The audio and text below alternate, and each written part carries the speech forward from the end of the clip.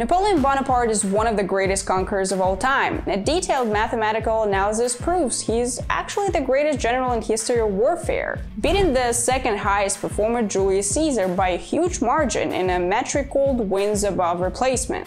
We believe the unique set of skills he possessed at the time could have also made him the GOAT among modern football managers. As a smart and innovative tactician, the French leader didn't mind replacing seasoned generals with younger ones to keep his strategies fresh. Despite surviving on a mere 3-4 hours of sleep per day, he relentlessly improved his abilities through hard work.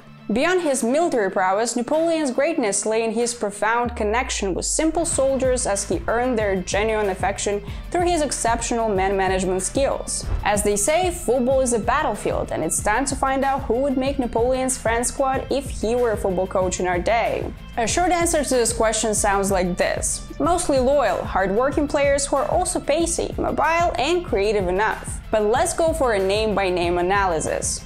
At goalkeeper we have Mike Maignan.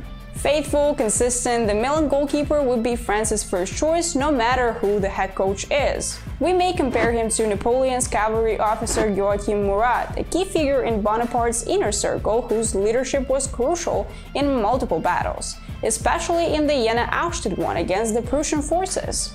Center backs would be William Saliba and David Upamecano. Saliba is a real fighter who knows how to clean up his teammates' mistakes in the rear. As the standout defender, he could be compared to General Auguste de Marmont, who demonstrated outstanding defensive skills during the Peninsular War and in various battles against the British. Bayern's David Upamecano is one of the most powerful and hard-working players in the roster. His aggressiveness reminds us of another of Napoleon's marshals, Pierre Augereau, who led the French forces in a fierce way against the Austrian army at the Battle of Castiglione.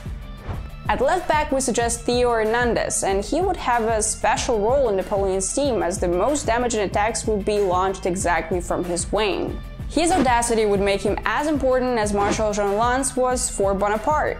His bold and effective attacks helped him turn things around in the Battle of Marengo against the Austrians.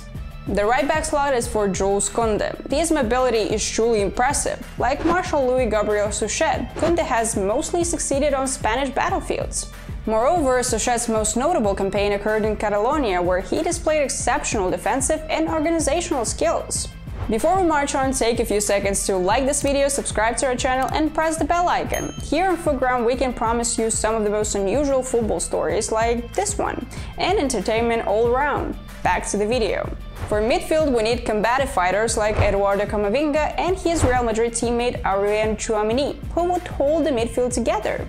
Kama is a versatile warrior who can occupy almost every position in midfield and defense. His historical twin is Nicolas Salt, who rapidly rose through the ranks at a young age and demonstrated top ability in both defense and offense. Tchouaméni will make sure Bonaparte's winning record is perfect. Real Madrid are yet to lose a single game with him on the pitch this season. We would compare him to André Massena, one of Napoleon's most successful comrades, also called the dear child of victory. Moving up we have Antoine Griezmann, one of the most loyal players in the history of the national team and a symbol of Le Blues, who has hit his prime again. Griezmann is the analog of Napoleon's Iron Marshal Louis-Nicolas Davout, mostly known for his tactical brilliance and exceptional intelligence that was at its best at the Battle of Austerlitz. Finally, the offense. On the right we've put Kingsley Coman. It's not just the pace that makes Coman special, he is also clutch in big games, including Champions League finals. Besides, few players can boast about having won 29 trophies at just 27 years old.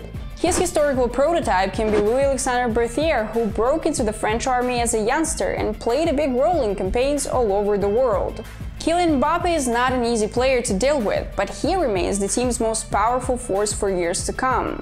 His effectiveness and courage make us feel he is Michel Ney, Napoleon's legendary comrade who led his army from the front lines, particularly in the Peninsular War against the Spanish and Portuguese, where he earned the bravest of the brave nickname. Finally, Olivier Giroud, who refuses to go away. The 37-year-old is definitely not among the fastest French players, but his work rate and physical ability make him a standout performer too. He could be compared to Eugene de Beauharnais, the Viceroy of Italy, who was quite effective in some of the biggest engagements of the Napoleonic Wars, including the Battle of Wagram. To identify Napoleon's game plan, let's use the famous Battle of Austerlitz as an example. The engagement that took place between the French army and the combined Russian and Austrian forces in 1805. ending in the latter's decisive defeat and the collapse of the Third Coalition. It's arguably as iconic as the 1998 World Cup final between France and Brazil. Just like in that game where France played with 10 men for half an hour, Bonaparte's troops were outnumbered. Based on Napoleon's deployment of troops during the Austerlitz, we believe he would pick the 4-2-1-3 formation for his team. It would be quite asymmetric though, as his greatest tactical trick would be deceiving the opposition by deliberately weakening the right side, just like in the famous battle. With the opposition mostly deploying their forces on France's right flank, Napoleon would take advantage of the gap in the opponent's middle area and attack the space.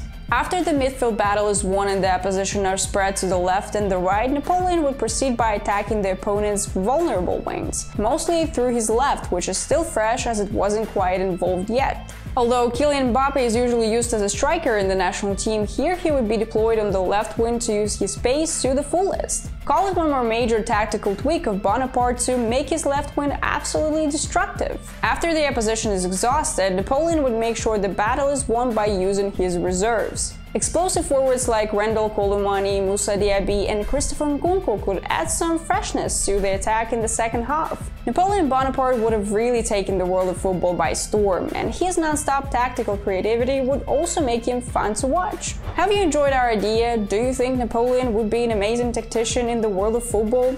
Let us know in the comments, and also check out other videos on our channel, and see you there!